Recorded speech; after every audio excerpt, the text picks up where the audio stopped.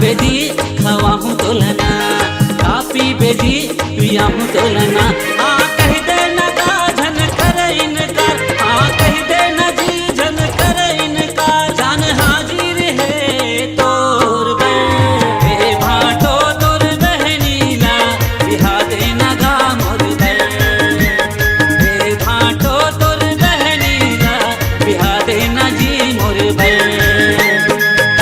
बेजी खवाहूँ तोलना, कापी बेजी पियाहूँ तोलना।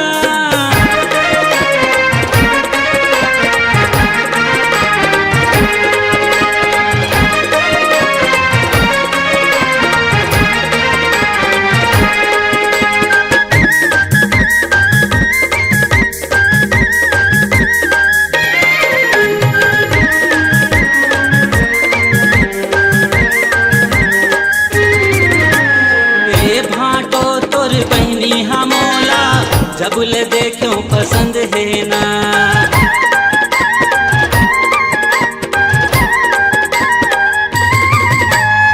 ए भाटो तोर बहनी हमोला जबुल देखो पसंद है ना।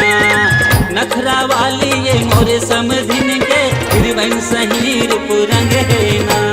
माया के झूलना झूला हूँ एलना, मर जाहूँ जी नहीं पाहूँ एलना।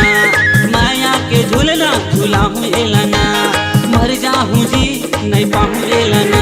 हाँ कह दे न गाझन कर इनकार, हाँ कह दे न जी झन कर इनकार। रानी बन के रही मोर घर, ए जी जा तोर बहनीला, बिहा दे न गा मोर ए भाटो तोर बहनीला, बिहा दे न जी मोर बेजी खवाहूँ तोलना, कापी बेजी पियाहूँ तोलना।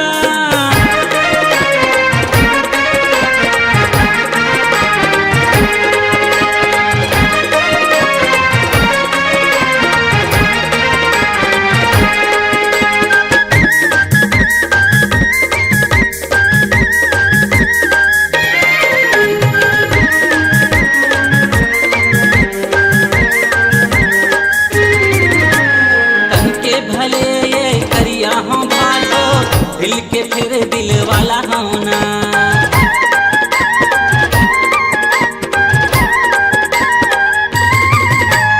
तन के भले ये करिया हो भाटो, दिल के फिर दिल वाला होना। हंसे तुर बहनी हर माया माँ पासे, जाना थे माया वाला होना। नहीं बाचे जियूरा नहीं बाचे चोलाना, मोही डारे है तुर बहनी मोलाना। नहीं बाचे जियूरा नहीं बाचे चोलाना, मोही डारे है तोर बहनी मोलाना। हाँ कह दे न गाझन कर इनकार, हाँ कह दे न जी झन कर इनकार। दे दे मारा थे तिरछी नजर, ए जी जा तोर सिस्टर ला, मैरिज कर दे न गा मोर बे। ए जी जा तोर सिस्टर ला, मैरिज कर दे न गा मोर बे। काका बेजी खवाहूँ तोलना, कापी बेजी पियाहूँ तोलना। काका बेजी खवाहूँ तोलना, कापी बेजी पियाहूँ तोलना। हाँ कह दे न गाझन कर इनकार, हाँ कह दे न जी झन कर इनकार। जान हाजिर है तोर बर, ए भाटो तोर बहनीला, बिहा दे न गा मोर बर। ए जी जा तोर बहनीला, बिहा दे न जी मोर बर। ए जी जा और सिस्टर ला, मैरिज कर दे न गा मोर बर। ए जी जा और सिस्टर ला, मैरिज कर दे न गा मोर बर। भाटो